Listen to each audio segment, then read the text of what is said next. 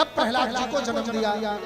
और प्रहलाद जी को जब जन्म दिया तो गुरुकुल गए, गुरुकुल से लौट करके आए तो भगवान की भक्ति कर रहे हैं।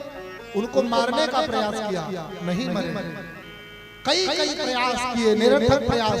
अभी जो होलिका आने वाली है, ये कयाधु की ननद है होलिका, हिरण्यकश्यप की बहन है।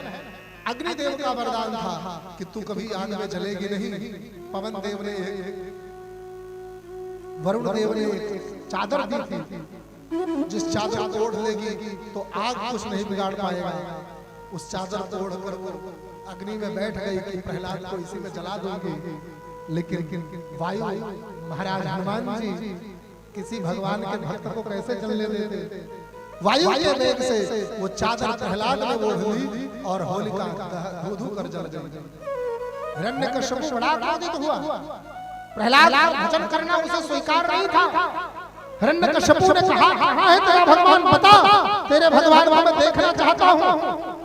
महाराज प्रहलाद जी कहते हैं कि न केवलम में भवतश्चराज सवै बलम बलिनां च परेश परे वरे स्थिर जंगमाये ब्रह्मादयो ये नवशं प्रणीतः।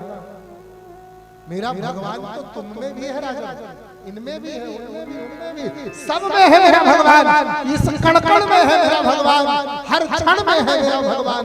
जहाँ पुकारो वही है मेरा भगवान। हिरण्यकश्यप ने कहा, बुला अपने भगवान को, पुकार अपने भगवान को। इस खंभे में है तो निकाल अपने भगवान को। प्रहलाद जी ने कहा, अरे मेरी गई सो गई प्रभु, अब अपनी नाक बचा लेना। मैंने कुछ नहीं किया, मैंने आपके भरोसे कह दिया। मेरे गुरुदेव नारद जी कहते थे कि भगवान ईशावास्यमदं सर्वं यत्किंच जगत्याम जगत् हर कण-कण में है, इसीलिए मैंने कह दिया। अब भगवान हर कण-कण में हो तो यहाँ से निकल जाओ। कि सूर्य अनेक फिरे गणमागत पै पद सूर्य सुस्वाद कहा, पै पद सूर्य सुस्वाद कहा, पै पद सूर्य सुस्वाद कहा। पुनिताल मजीरा बजात फिरे मीरा मतवारिस चाह, मीरा मतवारिस चाह, मीरा मतवारिस चाह। सिया राम कथा कितनों ने लिखी, सिया राम कथा कितनों ने लिखी। पर तुलसी सी मर्याद कहा, पर तुलसी सी मर्याद कहा। नरसिंह बसे प्रथम भन में परिचारण को प्रहलाद कहा, परिचारण को प्रहलाद कहा, परिचारण को प्रहलाद कहा, परिचारण को पुकारा है प्रहलाद ने। प्रभु आप तो सर्वत्र हो, हर जगह सर्वत्र समाना प्रेम प्रकट हो मैं जाना।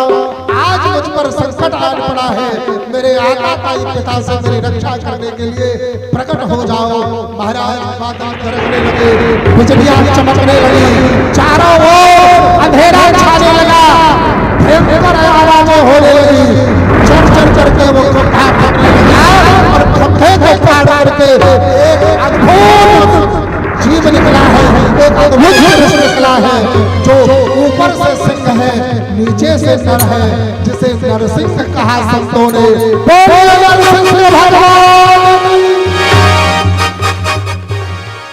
नरसिंह भगवान जैसे प्रकट हुए, युद्ध छिड़ गया दोनों में। युद्ध होते शाम हो गया। जैसे ही भगवान मारने चले, हिरण्यकश्यप हंसा जोर से। भगवान कहे, काहे हंस रहे हो? बोले मार नहीं पाओगे। बोले कैसे? बोले वरदान प्राप्त है। कौन सा? बोले न घर में मरू न बाहर, बोले चौखट पर है, न नीचे मरू न ऊपर, बोले मेरी गोद में है, न दिन में मरू न रात में, बोले ये गोधूली है, न अस्त्र से मरू न शस्त्र से, बोले नाखून से मारूंगा, बोले न नर से मरू न पशु से, बोले देख नरसिंह हो। अब हिरण्यकश्यप रोने लगा, विलाप करने लगा। भगवान ने उसके पेट को चीर दिया है, अतड़ियां निकाल करके अतड़ियों से अटकेलियां करने लगे हैं, अतड़ियों से खेलने लगे हैं। ऐसा भयंकर रूप धारण किया मानो प्रलय आ गया हो। तब ब्रह्मा महाराज ने प्रहलाद को बुलाया और प्रहलाद को भेजा है। प्रहलाद प्रेषयामासि ब्रह्मावस्थित मंतिके। हे प्रहलाद, तुम्हारे कारण परमात्मा ने ये रौद्र रूप धारण किया, अगर तुम जाओ तो तुम्हारे कारण ही भगवान शांत होंगे। तब प्रहलाद जी गए हैं और महाराज भगवान नरसिंह ने उनको गोद में उठाया है। जैसे गाय अपने बछड़े को चाटती है, वैसे ही नरसिंह भगवान प्रहलाद को चाटने लगे हैं, उनसे प्रेम करते हैं, दुलार करते हैं और कहते हैं लाला मांग, तुझे जो चाहिए वो दे दूं, जो मांगेगा वो दूंगा, आज कुछ भी मांग ले। प्रहलाद कहते हैं कि प्रभु कुछ नहीं मांगना, बस अगर कुछ देना ही चाहते हो तो एक चीज दे दो, जन्म जन्म का साथ दे दो और कुछ नहीं। ये दोनों हाथ मेरे सिर पर रख दो, कि मेरे सिर पर रख दो ठाकुर, मेरे सिर पर रख गिरधारी, अपने ये दोनों हाथ, देना हो तो दीजिए जन्म जन्म का साथ।